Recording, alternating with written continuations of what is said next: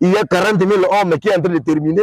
Pour faire quoi? Pour aller faire la guerre contre le Rwanda, pour faire la guerre contre les circoncis qui sont en train de sillonner ici et là du côté de Massissi, du côté de Nyiragongo, du côté de Rutshuru. Et donc, s'ils nous écoutent même maintenant ici, il faudra qu'ils le sachent qu'à très bientôt, nous allons les faire du mal. Et ils vont fuir, mais aussi nous allons les suivre jusqu'au dernier retranchement, voire même aller au Rwanda. Mais s'ils peuvent se retirer du territoire national, voilà, avec le retrait, personne ne va plus les poursuivre. Je suis en colère. Je suis très fâché tel que vous ne pouvez pas le croire parce que personne ne peut souhaiter, ne peut vraiment être content que ce pays soit agressé jusqu'à ce niveau-là. Voilà pourquoi nous sommes en train de nous dire que ces jeunes gens qui viennent du Rwanda, nous savons d'ailleurs qu'ils viennent justement par contrainte. Ils ne viennent pas par leur propre gré. Ils viennent par contrainte de Paul Kagame. Et donc, Paul Kagame, nous sommes en train de tout faire, nous sommes en train de prier, et à très bientôt, Paul Kagame, nous passons, qui ne sera plus parmi les vivants. Ça, vraiment, nous devons le dire à la face du monde, qu'à très bientôt, Paul Kagame ne sera plus compté parmi les vivants de cette planète. En train vraiment de jeter des fleurs à nos vaillants militaires de FARDC, à nos vaillants résistants Wazalendo. Et nous avons donc la fierté aujourd'hui de voir que vraiment nos vaillants militaires, nos Wazalendo sont en train de bien se comporter sur le terrain. Et donc, les agresseurs là, les circoncis là, ils vont carrément bientôt fuir même le champ de bataille.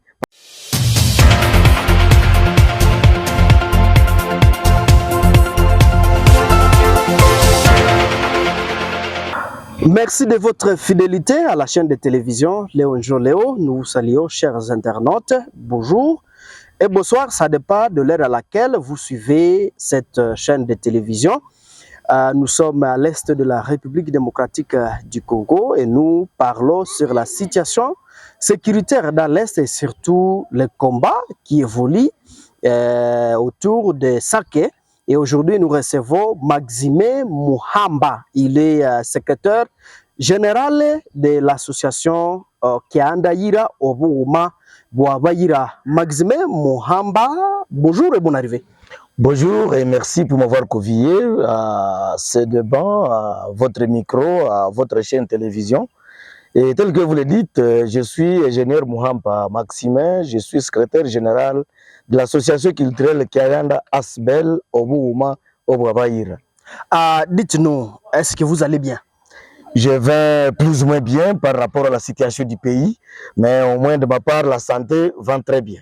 Oui, avec vous, nous voulons parler de la situation dans les Rutshuru, où le M23 actuellement soit des bandades.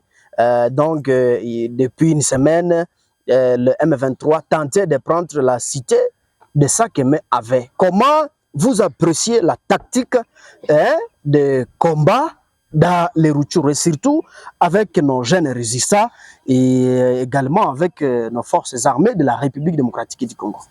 En fait, merci beaucoup. En fait, vous savez, aujourd'hui, il a toujours été dit que l'on peut toujours perdre la bataille et non la guerre.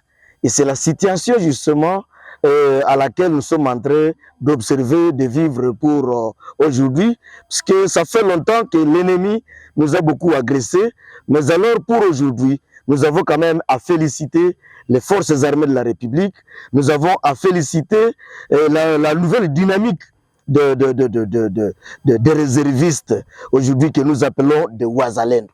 Parce qu'avec le Wazalendo, vous savez, aujourd'hui, il faut alors commencer à dire que entre un circoncis et un circoncis, qui vaut mieux. Voilà plutôt ce que nous devons dire. Vous savez, un circoncis qui veut vraiment agresser un circoncis, c'est vraiment quelque chose qui ne se justifie pas.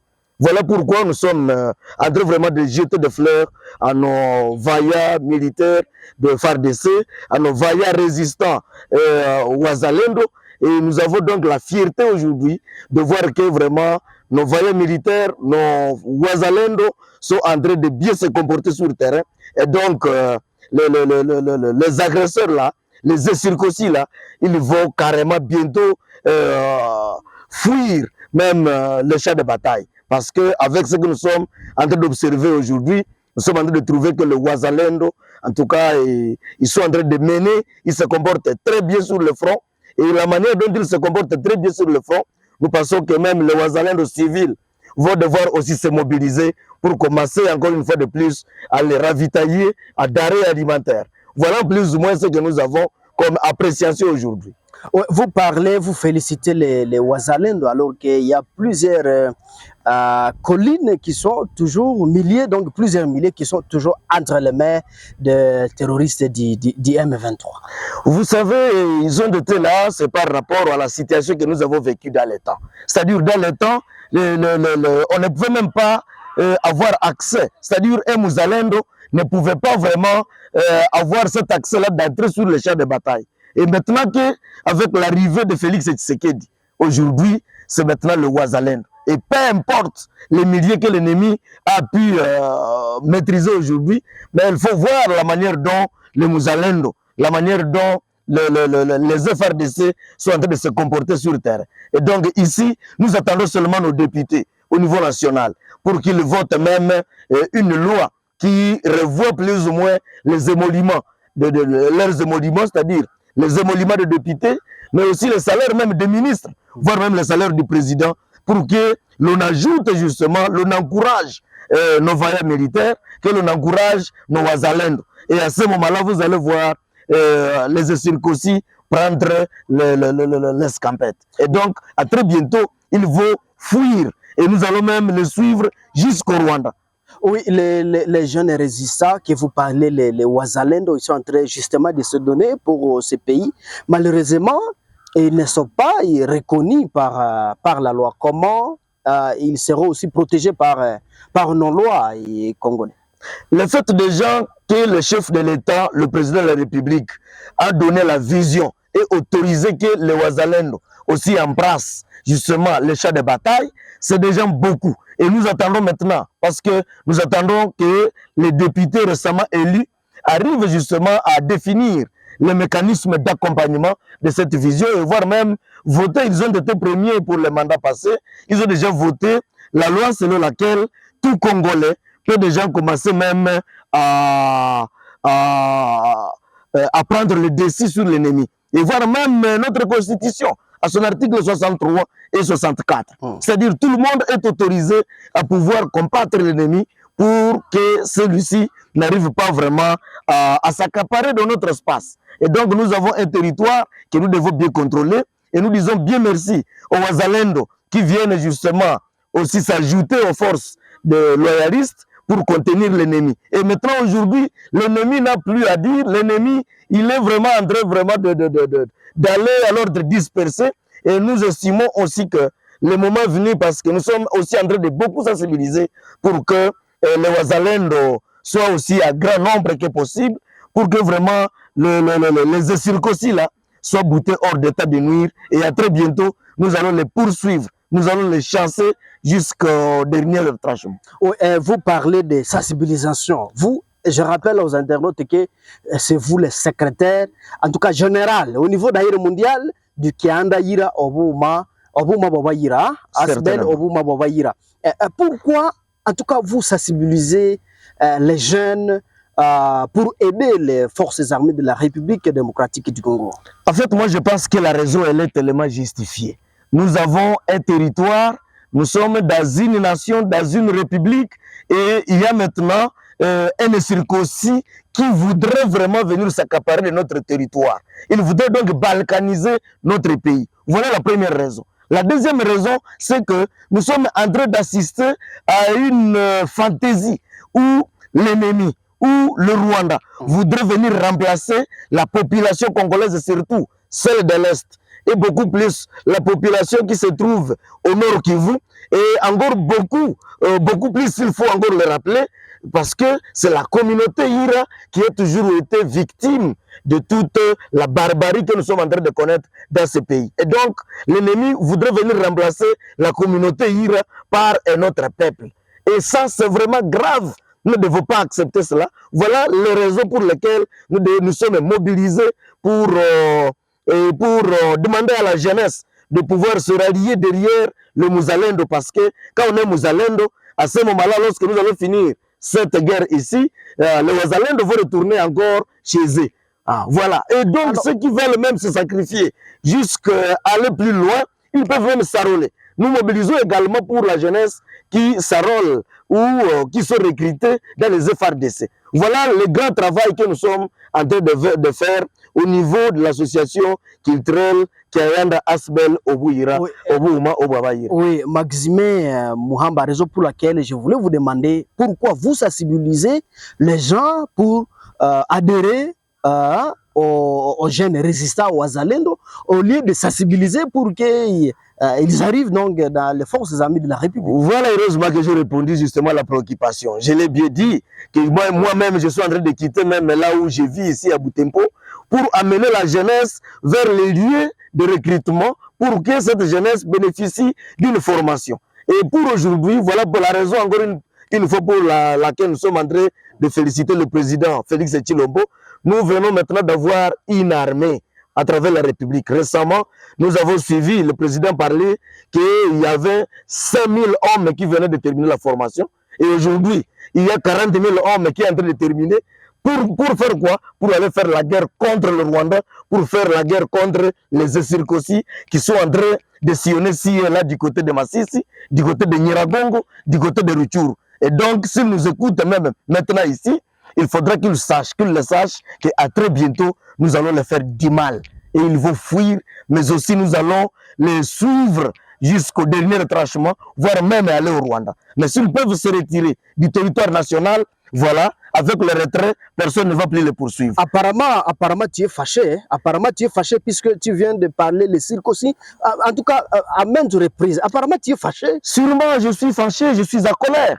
Je suis très fâché tel que vous ne pouvez pas le croire parce que personne ne peut souhaiter, ne peut vraiment être content que ce pays soit agressé jusqu'à ce niveau-là.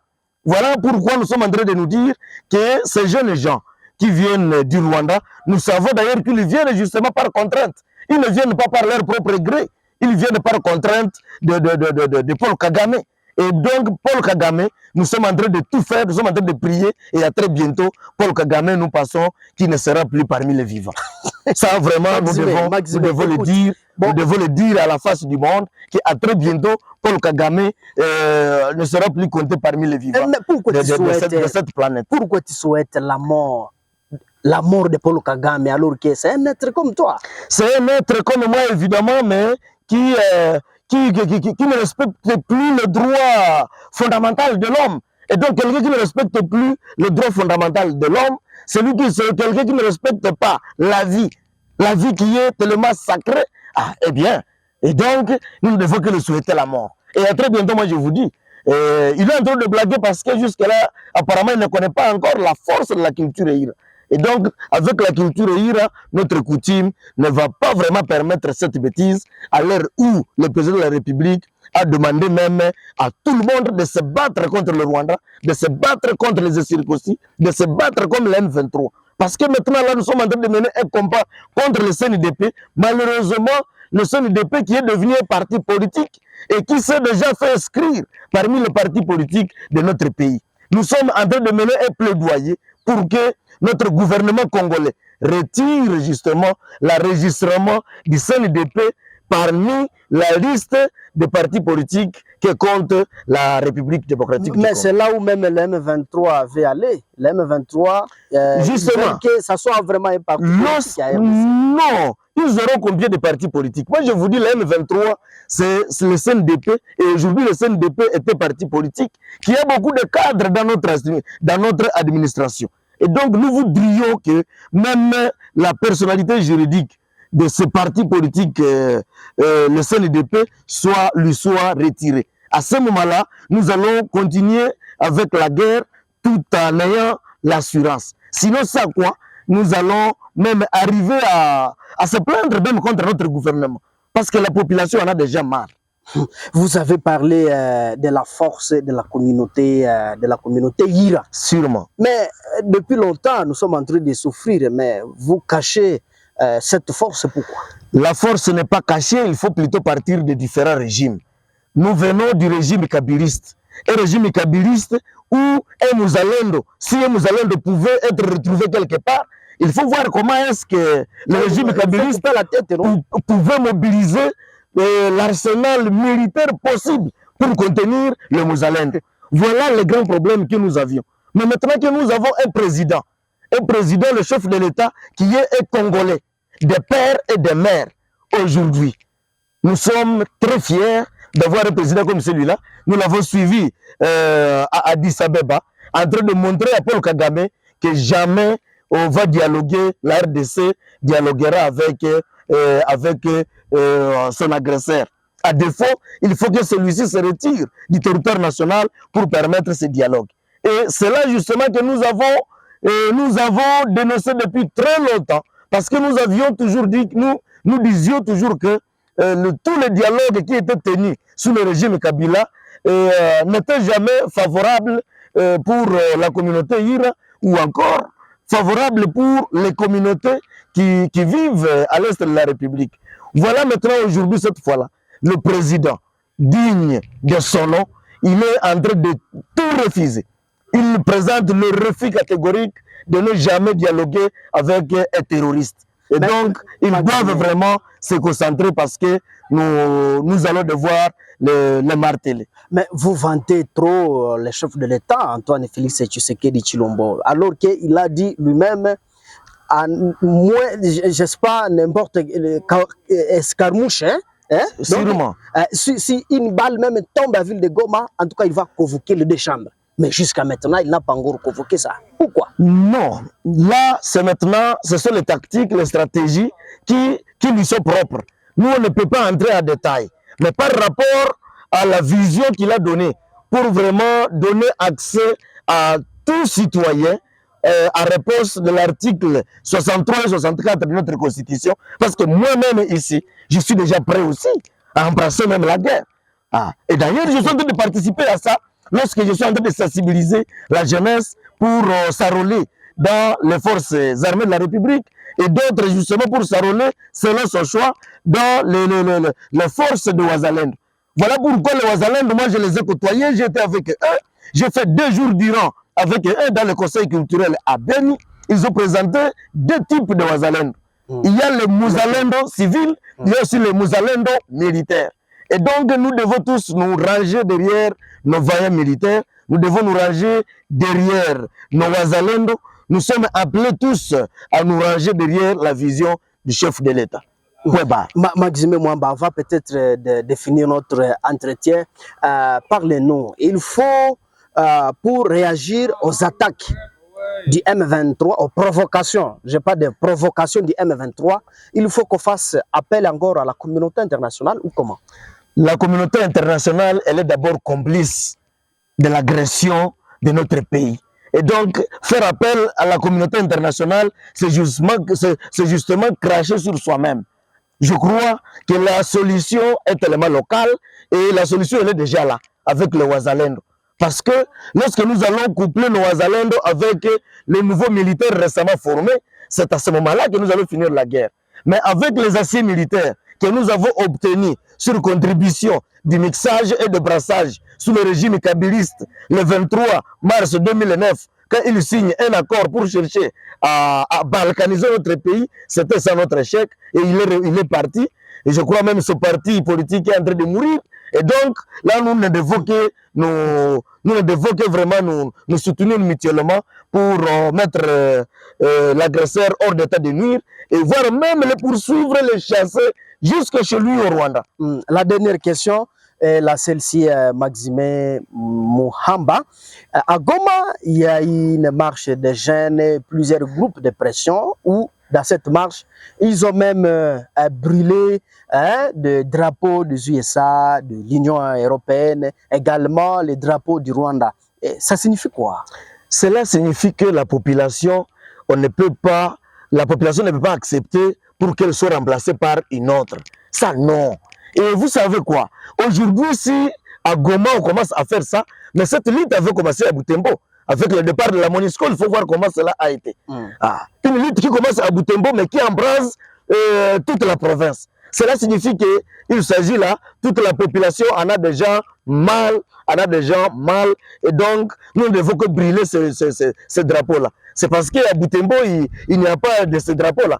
Mais si nous le voyons ici, même cette MONUSCO-là, si elle arrive encore à fouler ses pieds à Butembo, en tout cas, elle n'aura qu'à s'attendre qu'à elle-même. Apparemment, vous étiez parmi les commanditaires pour chasser la MONUSCO. Pas le commanditaire, mais je suis parmi ceux-là qui ont initié le plaidoyer pour que la MONUSCO parte, pour que la MONUSCO quitte. Et nous sommes allés même à Kinshasa pour aller demander cela auprès des décideurs congolais, pour leur demander pour leur dire de demander à la MONUSCO de partir parce que nous avons beaucoup de preuves que la MONUSCO participe au massacre de nos civils, au massacre de la population. Et donc ça, ce n'est plus une vérité à cacher. Nous devons mettre ça à l'espace public. Nous avons des preuves que c'est la MONUSCO en complicité avec le régiment militaire issu du brassage et du mixage qui entretiennent justement le massacre du côté de Beni et l'occasion pour eux justement de pratiquer l'affairisme. Et donc ils ne sont là que pour l'achat de cacao. Ils tuent les paisibles populations. Si on trouve un citoyen qui vient vraiment de cueillir vraiment un lot de cacao, on vient le tuer et en retour, ils prennent maintenant ce cacao pour revendre justement, pour vendre justement le cacao. Et en plus, ils sont là seulement pour exploiter le bois. Et avec ça, qui peut accepter? Dans quel pays on peut accepter ça? Et donc, nous ne pouvons que nous ranger derrière nos forces armées de la République. Nous devons que nous ranger derrière la vision du chef de l'État pour mettre hors d'état de nuire tout agresseur, y compris cette communauté internationale. Nous sommes en tout cas à la fin de notre entretien. Maxime, votre mot de la fin et un message en particulier aux Congolais, en tout cas qui vous suivent de partout à République démocratique du Congo, mais également dans la diaspora, comme en tout cas vous êtes suivis. Merci beaucoup. En fait, le mot de la fin, c'est que je demande tout simplement à tous les internautes qui nous suivent à présent, mais aussi, surtout, à tous les Congolais, qu'ils soient au niveau du pays, qu'ils soient au niveau de la diaspora. En tout cas, je demande de promouvoir tout, avant tout, la cohabitation pacifique, que de chercher vraiment à donner de l'espace à l'ennemi. C'est-à-dire, nous sommes censés nous unir. C'est-à-dire, je recommande l'unité entre les Congolais, je recommande la cohabitation pacifique entre les communautés qui sont légalement reconnues en RDC pour faire face à l'ennemi commun qui est le Rwanda, qui se présente sous plusieurs casquettes. Tantôt ADF Nalou à Beni, tantôt M23 à territoire de Rutshuru, alors qu'il est CNDP que nous connaissons et avec toutes les connotations possibles. Voilà donc ce que je peux demander à tous les Congolais, à tous les internautes qui nous suivent à présent sur TV Léonjo Léo. En tout cas, sincèrement, nous vous disons merci d'avoir accepté volontairement notre invitation sur la chaîne de télévision Léonjo Léo. Merci beaucoup, c'est à moi de vous remercier. Je suis Mwarampenzi Manzekele à la présentation. Ne manquez pas de vous abonner sur notre chaîne. Aimez, mettez votre commentaire en bas et partagez nos publications massivement aux amis, aux Congolais, partout dans le monde. Merci, à la prochaine occasion. Au revoir. Merci.